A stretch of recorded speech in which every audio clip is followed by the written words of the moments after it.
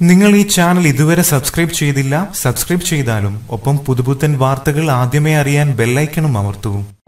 മലയാള television പ്രേക്ഷകരുടെ ഇഷ്ട പരമ്പരകളിലൊന്നാണ് flowers ടിവിയിൽ സംപ്രേഷണം ചെയ്യുന്ന സീത. സീതയെ അഭിനയിക്കുന്ന സ്വാസികയ്ക്ക് ഈ സീരിയലിലൂടെ ജനപ്രീതിയും വർദ്ധിച്ചു. അപ്രതീക്ഷിത ട്വിസ്റ്റുകളും ലൈവ് ഷോയുമൊക്കെയായി സീത തകർത്തു മുന്നേറുമ്പോഴാണ് രണ്ട് നായകന്മാരിൽ ഒരാളായ ഇന്ദ്രൻ സീരിയലിൽ മരിച്ചതായി കാണിക്കുന്നത്. ഇന്ദ്രനായി അഭിനയിക്കുന്നത് ഷാനവാസ് ആണ്. ഇത് പ്രേക്ഷകർക്ക് ഇഷ്ടവുമായില്ല. പിന്നീട് അങ്ങോട്ട് വലിയ വിമർശനങ്ങളാണ് സീരിയലിനെതിരെ ഉയർന്നത്. ഇന്ദ്രൻ മരിച്ചതിൽ ആരാധകർക്കായിരുന്നു സങ്കടം. ഇനി പരമ്പര കാണില്ലെന്നായിരുന്നു അവർ പറഞ്ഞത്. സംവിധായകന് വധഭീഷണിയും നേരിടേണ്ടി വന്നിരുന്നു. ഇപ്പോഴിതാ സീതയിലേക്ക് നായകൻ ഇന്ദ്രൻ തിരിച്ചെത്തിയിരിക്കുകയാണ്. ഇതിന്റെ ആഘോഷത്തിലാണ് ആരാധകർ. എന്നാൽ ഇന്ദ്രൻ തിരികെ വന്നപ്പോൾ രാമൻ പുറത്തായിരിക്കുകയാണ്. രാമനായി അഭിനയിക്കുന്ന ബിബിൻ ജോസ് തന്നെയാണ് ഇക്കാര്യം അറിയിച്ചിരിക്കുന്നത്. സീതയിൽ നിന്നും തൽക്കാലത്തേക്ക് ഒരു ഇടവേള എടുക്കുകയാണെന്നാണ് ബിബിൻ അറിയിച്ചിരിക്കുന്നത്. ഇടവേളയുടെ കാരണം അറിയില്ലെങ്കിലും ചിലർ കണ്ടുപിടിച്ചിരിക്കുന്നത് മറ്റൊരു കാര്യമാണ്. ഷാനവാസിനെ പുറത്താക്കിയതിനു പിന്നിലെ ആ ഒരാൾ ബിബിനാണെന്നാണ് സംസാരം. തുടക്കത്തിൽ സീതയും രാമനുമായിരുന്നു കേന്ദ്ര കഥാപാത്രം. അപ്പോൾ വില്ലനും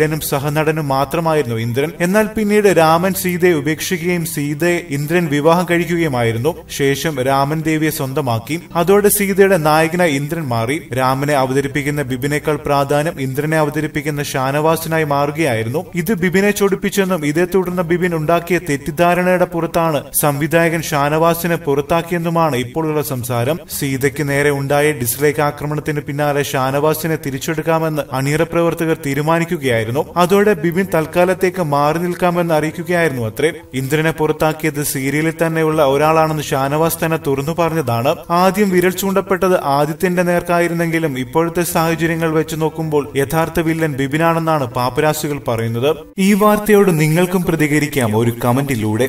അതുപോലെ പുതിയ വാർത്തകൾക്കും സിനിമാ വിശേഷങ്ങൾക്കും സബ്സ്ക്രൈബ് ചെയ്യുക. നന്ദി.